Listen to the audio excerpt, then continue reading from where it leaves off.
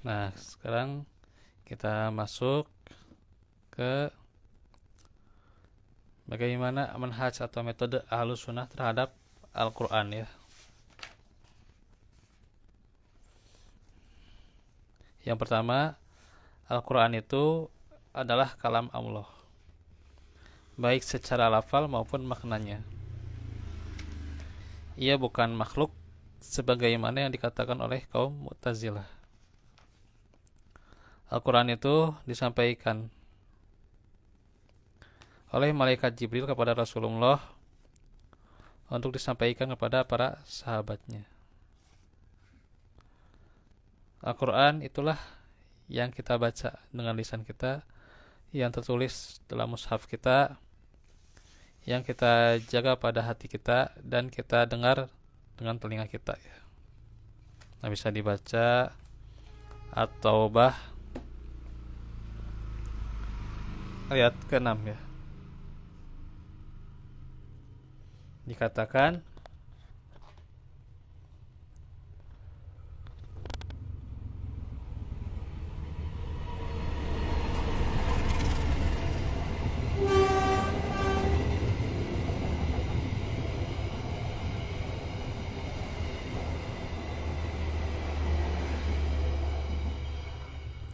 Al-Quran itu kalamullah ya, ya, yaitu sebagai perkataan Allah ya, yaitu di surah At-Taubah ayat 6, hatta yasma'a kalamallahi. Nah itu ya, sehingga dia mendengar firman Allah ya. Jadi itu dikatakan kalamullah ya. Nah itu. Yang kedua, Al-Quran yang ada hingga saat ini adalah Al-Quran yang pernah ada pada zaman Rasulullah.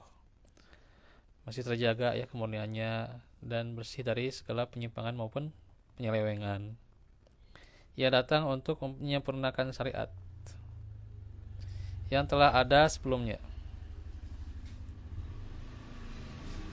juga menghapus syariat sebelumnya yang tidak pantas diterapkan pada umat Nabi Muhammad.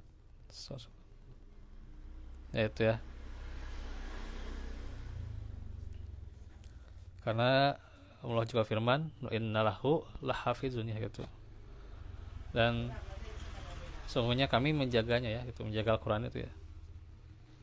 Sehingga aman ya Al-Quran itu dari penyelewengan, dari penyimpangan, dari pengubah. Aman tuh ya Al-Quran itu. Dan Al-Quran itu sebagai musaddiqon ya, membenarkan, serta Al-Quran itu yang menyempurnakan ya.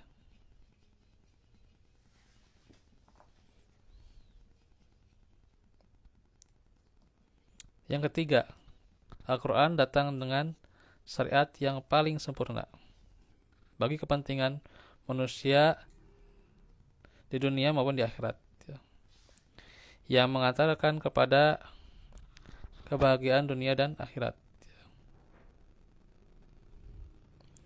Hal ini terbukti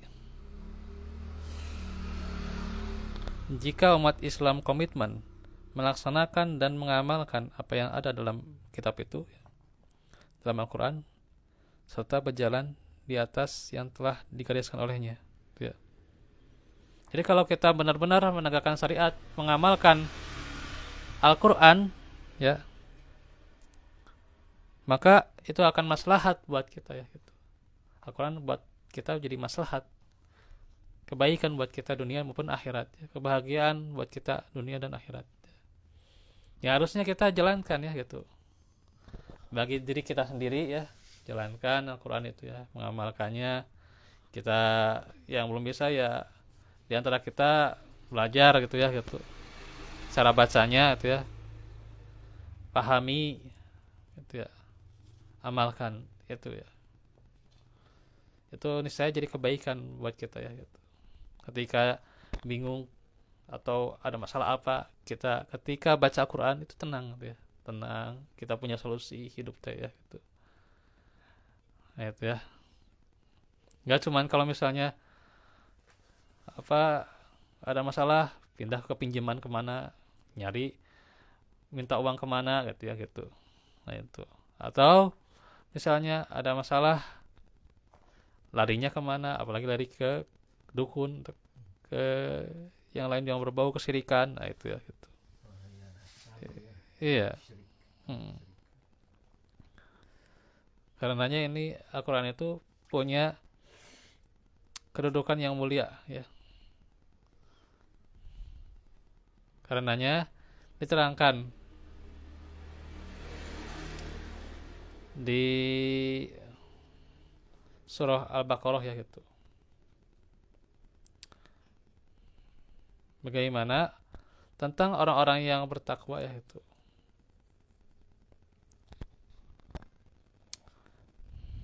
Kedudukan mereka ya, yaitu ulaika ala hudam min rabbihim, yaitu di dunia ya. Hudam min rabbihim, mendapat petunjuk itu di dunia ya. Wa ulaika humul muflihun, yaitu di akhirat. Jadi kalau kita komitmen, ya itulah ya. Senantiasa Al-Quran itu jadi petunjuk kita, jadi tolak ukur kebahagiaan kita ya gitu. Jalankanlah Al-Quran tuh ya di keluarga kita juga tuh ya, dibacakan Al-Quran, dipelajari Al-Quran tuh ya gitu, di rumah-rumah kita tuh ya, di masjid ya pasti tuh mah ya, di masyarakat ya, belum juga nanti misalnya diutus tuh ya jadi RT jadi RW, jalankan Al-Quran. Itu ciri pemimpin itu diantaranya giatnya, programnya itu berdasarkan Al-Quran ya gitu. Ketika Al-Quran mengatakan program ini ya, cara ini halal ya lakukan gitu ya gitu. Tapi kalau mengatakan di dalam Al-Quran itu dikatakan haram gitu ya, ya jangan, itu sesuai dengan Al-Quran ya gitu.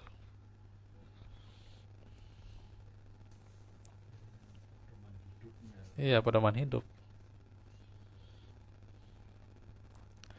Dan pula Al-Quran yang keempat adalah merupakan salah satu bukti kenabian dan mukjizat yang terbesar bagi Nabi Muhammad SAW, di mana ia datang sesuai dengan zaman yang dihadapi oleh Rasulullah. Ya, apa mukjizat dari Allah yang diberikan kepada Musa? Yaitu tongkat ya, tongkat yang sesuai dengan keadaan bangsa Mesir saat itu ya, yang banyaknya tukang sihir ya, tukang sihir yang pandai ya, yang pintar tuh ya, sehingga Allah memberikannya kepadanya tongkat ya, itu sebagai mukjizat ya. Iya, iya. Terus kepada Nabi Daud apa? Yaitu kepandaian beliau melunakkan besi ya gitu. Karena pada saat itu banyak dari kaumnya yang mahir dalam membuat senjata. Ya, bukan hanya senjata tapi melindungi, pakaian untuk melindungi. Jadi itu juga terbuatnya dari besi itu ya, itu pakaiannya juga untuk melindungi ya itu.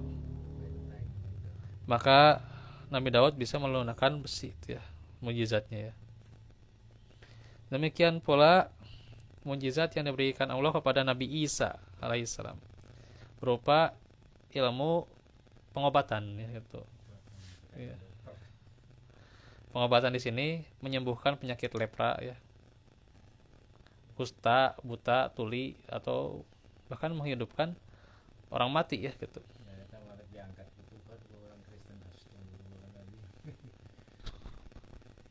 Ya, bisa menghidupkan orang mati ya, Nabi Isa itu.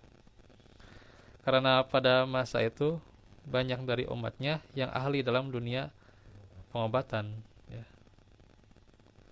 Karenanya Al-Quran sebagai mukjizat Rasulullah datang di masa umatnya memiliki keahlian dalam bidang sastra dan syair ya. Sehingga kedatangan Al-Quran mampu menandingi muatan sastra mereka ya. Ia datang dengan kefasihan kalamnya ya, dan keindahan susunan bahasanya. Kan kalau kita pelajari atau orang yang ahli bahasa yang kita belajar misalnya nahwu shorof ya, ketika kita telisik juga Al-Quran itu luar biasa Pak, luar biasa ya gitu. Iya. Iya, tata bahasanya bagaimana, tata bahasa secara lugoh itu luar biasa.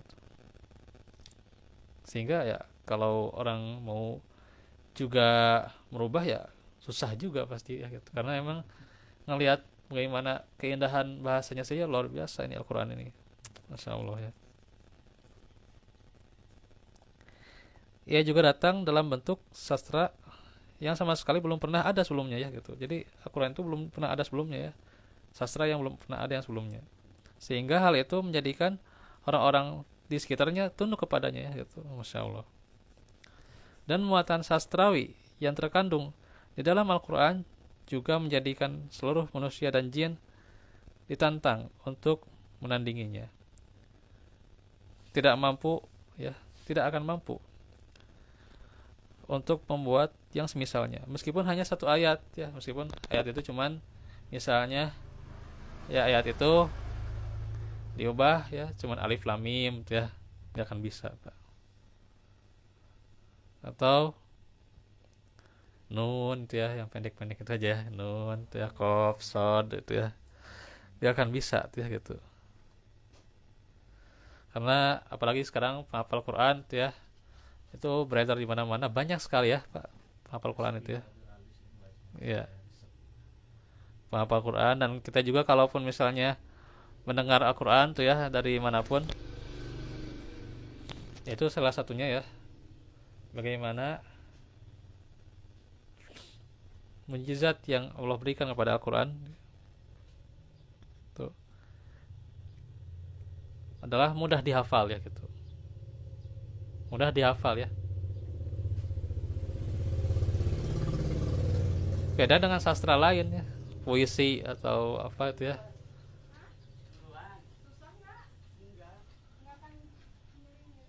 Sastra yang lain itu susah dihafal Pak. Sastra atau karya syair itu susah dihafal. Al-Quran itu bisa dihafal Pak. Bisa dihafal, bahkan mudah sekali untuk menghafalnya gitu. Iya. Sekali mendengar kadang ya gitu, sekali mendengar atau beberapa kali mendengar itu bisa langsung hafal Pak. Cepat. Asal ya kita konsisten ya. Ya menghafal bertahap ya gitu. Kalau masih muda mah ya cepat lah gitu. Insya Allah ya. Tapi kalau tua mah ya minimal mah ya pendek-pendek aja, yang pendek-pendek yang gampang dihafal ya. Nah itu ya. Ini semakin jelas mukjizat Al-Quran sebagai kitab terakhir ya bagi Nabi Muhammad. Ya Al-Quran itu. So.